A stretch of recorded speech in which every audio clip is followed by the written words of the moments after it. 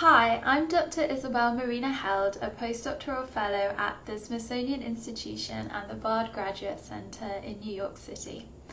In my presentation, I'll be talking about the history of the term nude to describe colour and its application in everyday items from dress to cosmetics. In my work as a design historian, I'm particularly interested in the intersections of design, technology, fashion, science, and the body. The research that this talk is based on grew out of my work on the history of post-war plastics and their relationship to body shaping practices ranging from underwear to prostheses. Utilising an intersectional approach, I examine these objects through the lenses of race, gender and sexuality to explore how they shape the body and identity in different ways. I originally conceptualised and curated Redefining Nude as an exhibition at the Science History Institute in Philadelphia that looked at the representation of skin colour in everyday objects largely worn on the body. Today I'll talk to you about the history of nude colours in relation to a series of objects, many of which were featured in my exhibition and some of which are included in my forthcoming publications.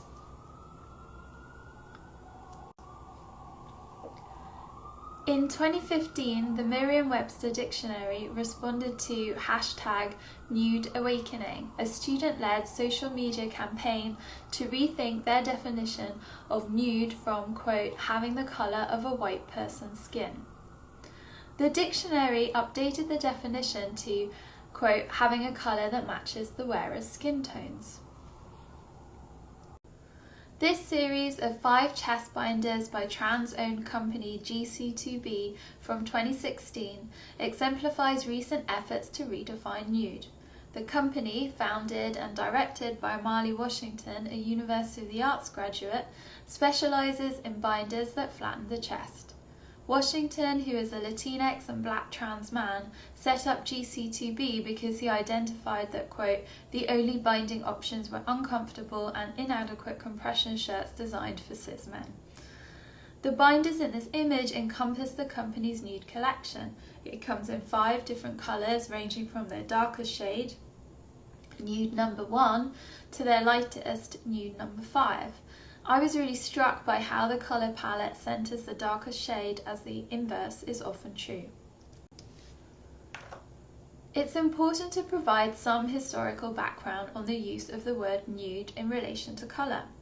According to historian Jill Fields, until the 1910s underwear was usually white, but then a different hue came on the market. Called flesh, the colour was a peach or pink tone, but whose flesh did this colour reflect? This limited vision of flesh colour persisted for decades, and in many cases to this day. Brasiers in flesh colour created a desirable nude effect when worn under fashionable sheer blouses, but only for those with lighter skin tones. As hemlines rose, flesh-coloured hosiery followed, as did other everyday objects worn on the body like flesh-coloured bandages.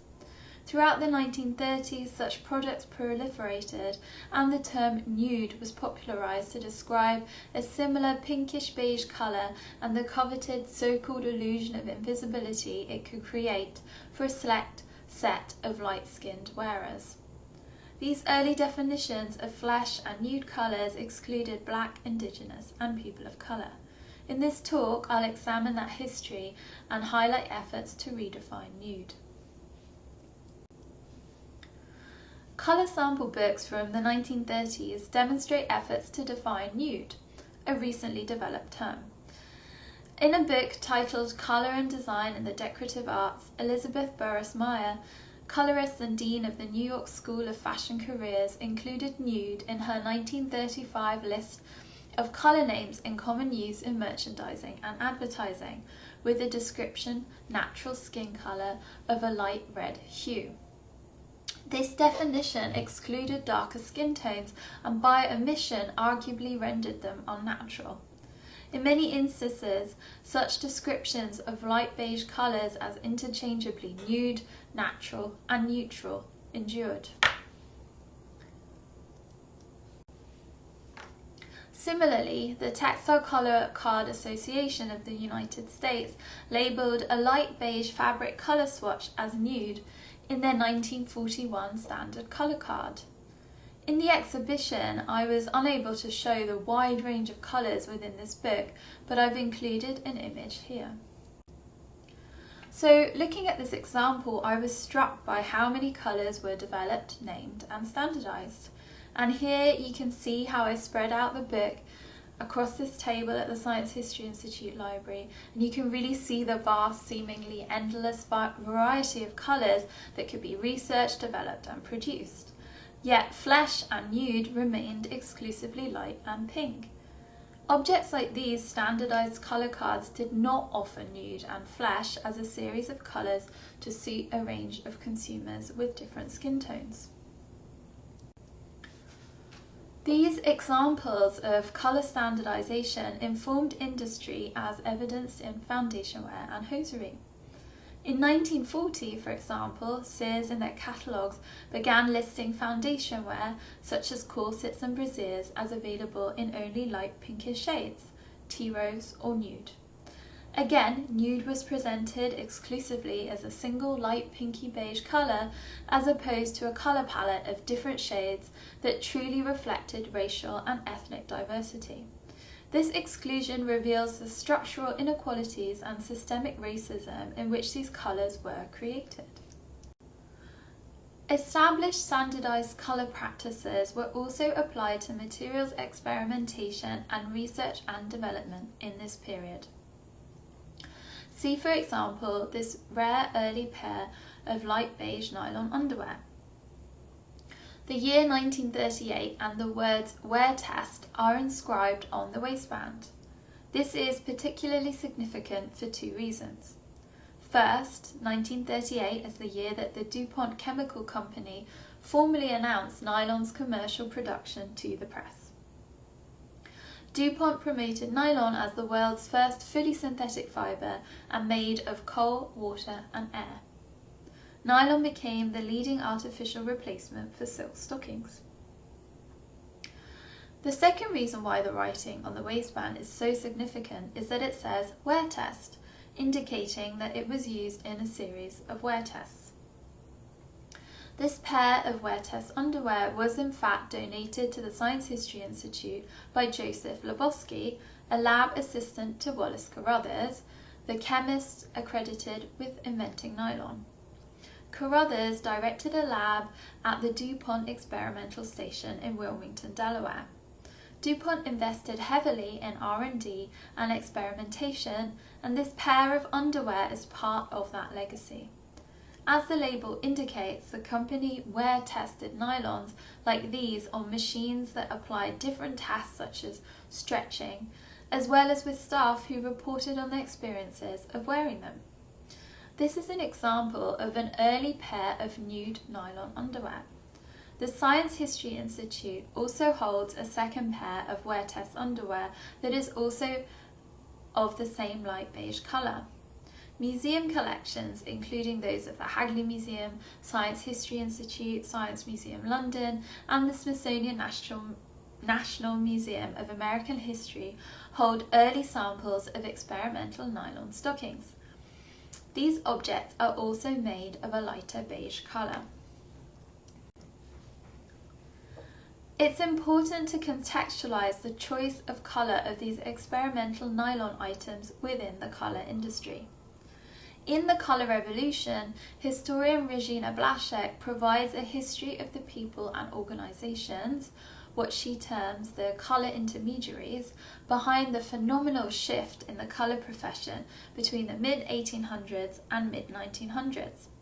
At this time, Germany and the US invested in the synthetic organic chemical industry, revolutionising the colour industry. Blaszek observes, quote, "New artificial dyes and pigments enabled other manufacturers to reproduce virtually any colour, creating possibilities for great visual variety." Beyond Blaschek's analysis, it's worth emphasizing that while the science and technology to produce a wide range of pigments was achievable, it largely did not result in the industry developing hues for Black, Indigenous, and people of colour. In 1939, when DuPont debuted nylon stockings to the public, textile chemists and colourists were concerned about how established dyes would take to the new material. In response, the American Association of Textile Chemists and Colourists researched the effect of established dyes on nylon. They found that the first experimental dyeing of hosiery was carried out with the neutral dyeing acid colours generally used for dyeing silk hosiery. While there were some areas that could be improved on in terms of dyeing nylons, these could be remedied with minor adjustments, including dyeing temperature. The study of nylon hosiery and dyes concluded, our tests indicate that popular hosiery shades can be produced with acetate dyes comparable in fastness to light and washing with pure silk hosiery at present on the market. They also generalized the study to apply to underwear garments. Here, the American Association of Textile Chemists and Colourists assured its readers that established popular hosiery shades like likely pink, nude and flesh colour dyes could be applied to nylons. The surviving wear test items held at the Hagley and Science History Institute show that when it came to creating the first nylon nude colour intimates, variety was not a priority for DuPont's chemists or advertising staff. The development of these products replicated dominant beauty ideals and established design practices that centred on whiteness as the norm. While light pinky beige colours named flesh became increasingly popular for underwear in the decades following the late 1910s and resulted in usage of the word nude to describe a similar colour, in earlier decades the word flesh was used in cosmetic product descriptions. In the 1860s, companies similarly started promoting invisible face powders. According to historian Kathy Pice, white and red-pink hues dominated the market. However, French perfumers and later American manufacturers began to produce a wider range of powders and rouges in what they described as natural shades. Cosmetic firms started advertising new colours such as brunette and flesh, and here in this image you can see an example of a flesh coloured powder with the word flesh inscribed at the top of the box. These new colours were marketed as being able to match the wearer's skin tone, but these cream and beige coloured powders exclusively catered to consumers with light skin. Anthony Overton, a lawyer with a chemistry degree, established the Overton Hygienic Manufacturing Company in Kansas in 1898. Overton noticed a lack of cosmetics developed for people of colour, and in response produced a face powder line for darker skin tones. He ran his own in-house lab where he formulated and tested materials, emphasising their safety and effectiveness for his customers.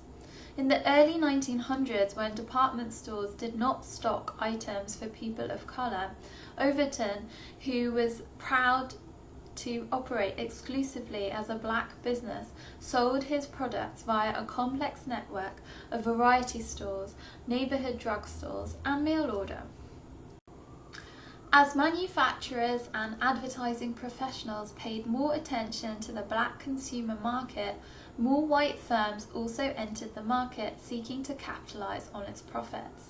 An example of this is Valmore Products, established in 1926 by Morton Newman, a Jewish Chicago resident who grew up in the Bronzeville neighbourhood.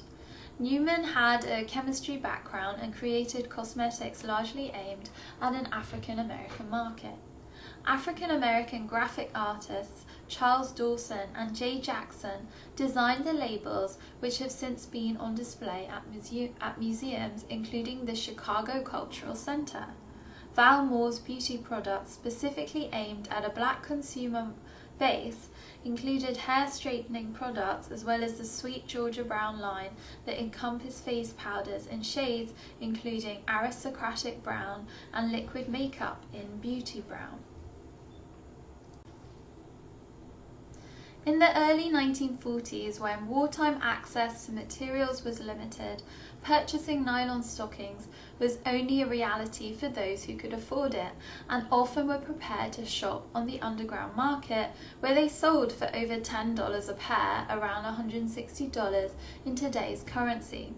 Some women who could not afford stockings took to painting them on. This included painting seams on their legs and covering their legs in liquid silk makeup to create the illusion of wearing stockings.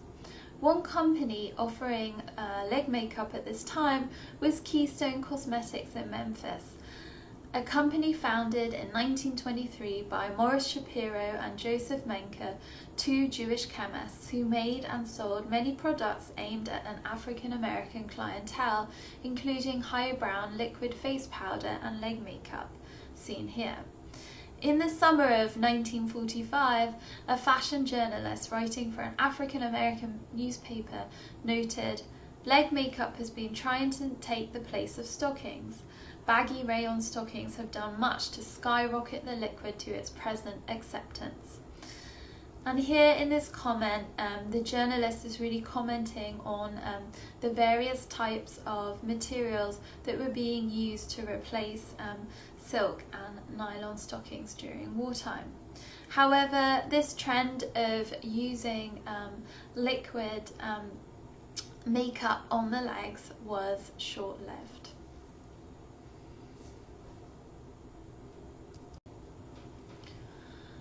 Since their introduction in the late 1930s, nylon garments could be dyed in a wide range of colours, but few companies explicitly developed and advertised products for people of colour. In my research, I've identified and written about a few exceptions. This includes a 1950s advertisement for a brand called Basin Street Nylons, as well as a Chicago-based company established in the 1970s called Sugar and Spice that celebrated the message of Black is beautiful in its branding. In the 1970s, designer Zelda Wynn Valdez famously dyed pale pink ballet tights to match the skin tones of dance theatre of Harlem's dancers. In 2019, Freed of London and Japan's Shakot developed nylons beyond ballet pink to accompany their line of point shoes for dancers of colour. Products like these offer an alternative for some dancers who dye their hosiery and pancake their shoes with makeup to match their skin tones.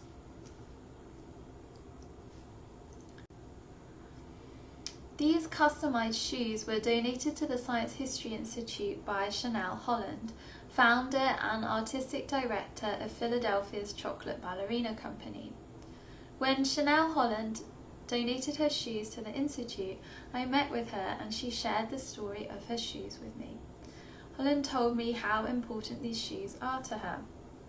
So as you can see, these shoes have been pancaked, which is a process where you apply makeup to the shoe to customize the color of the shoe to match your skin tone, and Chanel has done this on the shoe but also on the ribbons themselves. She wore them in 2016 when she launched her adult dance company and was working toward the premiere of the Chocolate Ballerina Company's first adult performance in 2017. Holland choreographed the performance, titled Dreams into Reality, and described the emotions of dancing her dream into reality, as she had always dreamt of one day performing on stage together with members of a ballet company for dancers of colour.